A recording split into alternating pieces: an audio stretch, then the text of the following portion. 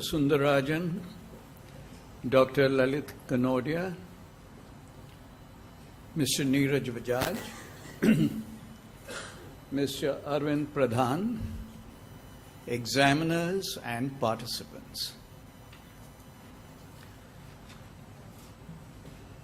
I'd like to start with quality is not new.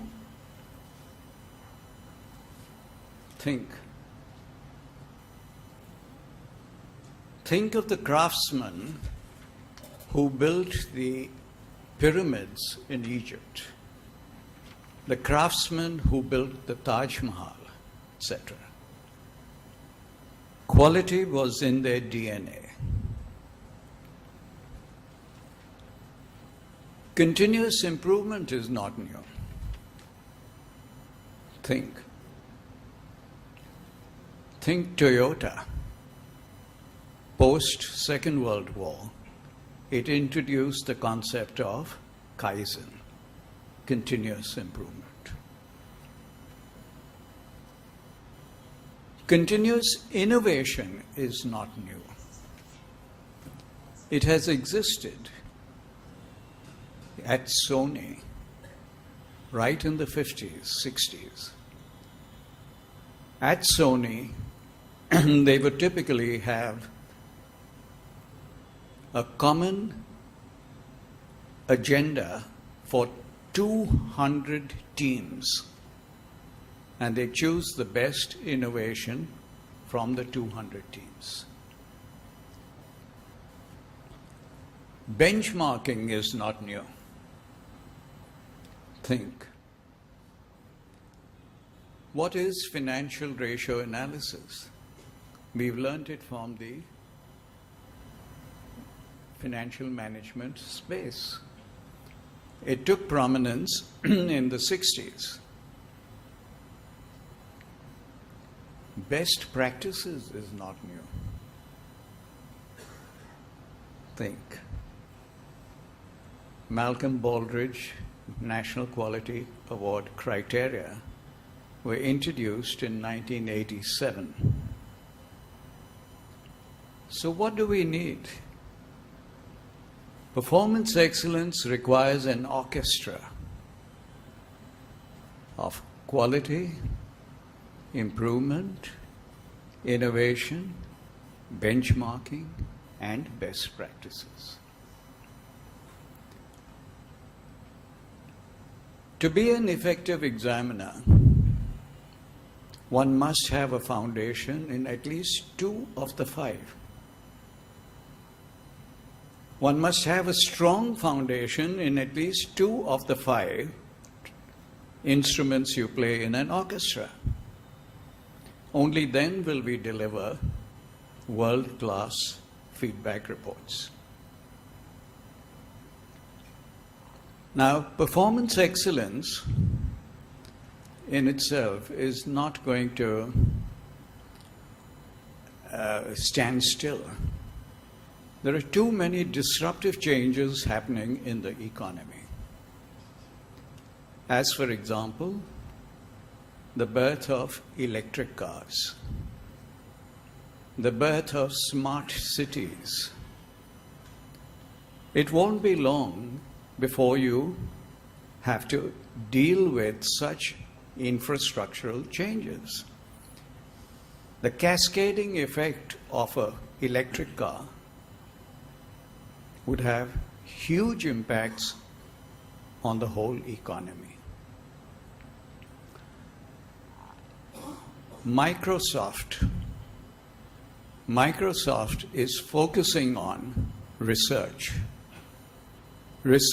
on processes that will support smart cars and smart cities. What is the emphasis? It's grown from quality to reliability engineering. You simply can't fail. Taking a cue from this, 3 years from now, I can see our criteria evolving, where research and development would be a prerequisite for a company to start.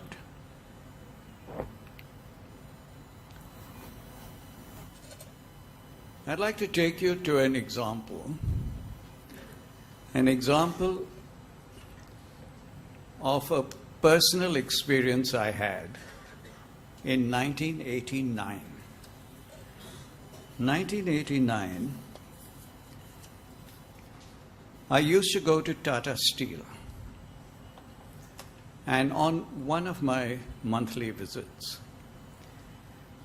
Mr. Rusi Modi, the chairman of Tata Steel, was hosting a town hall. A town hall is one where you invite all the employees. And I was seated in the first row.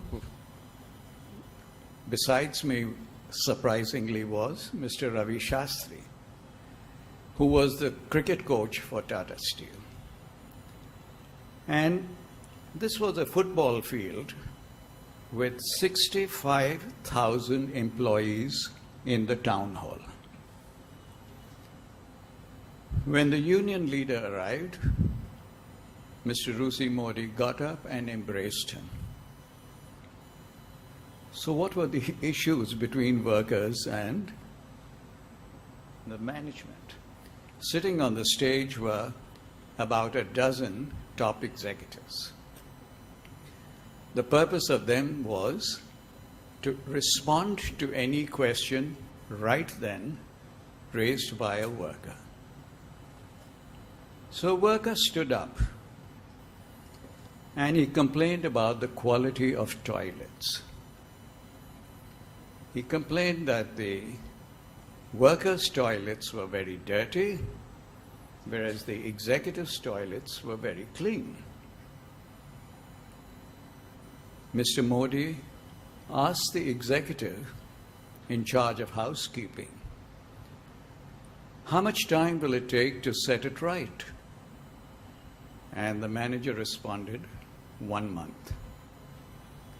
Mr. Modi shook his head and said, "I would rather do it in a day. Is there a carpenter around?" And he called the carpenter up to the stage.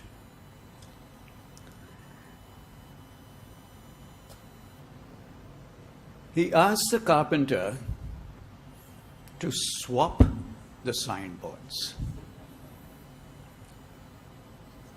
whereby the workers' board was switched to the executives and the executives to the workers. By 3 p.m., problem was solved. It went further. Mr. Modi called the Sardar and said, "Change the signboards every fortnight." Permanent solution. Both toilets were okay. Why do I give this example? Do you see any best practice? Do you see it aligned to RBNQA? Leaders engage the creative right brain for innovative solutions. Innovative solutions don't have to be complex. In fact, they address simplification. The innovative solution was very simple. Underlying the leader's thought process was a plan, do, check, act. He made a plan, swap them. He made the Sardar do it. And knowing Mr. Modi, he would check it. And if there was a problem, he would take action. Through action, the chairman lived up to the expectations of 65,000 employees. We all know in RBNQA that the only asset that appreciates in value is the human asset. All other assets depreciate. We still don't show this on our balance sheet. The chairman and the union leader treated each other with dignity. Good housekeeping practices are a prerequisite for quality, building a quality culture. Now, in our applications, don't show us complicated diagrams and all which confuse us. Show us simply how things were done. Management has a way of convoluting processes and burdening the company with cost of poor quality.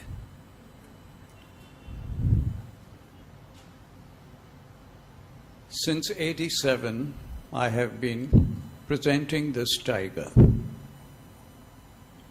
The tiger is our national animal, and it symbolizes made in India. I want to go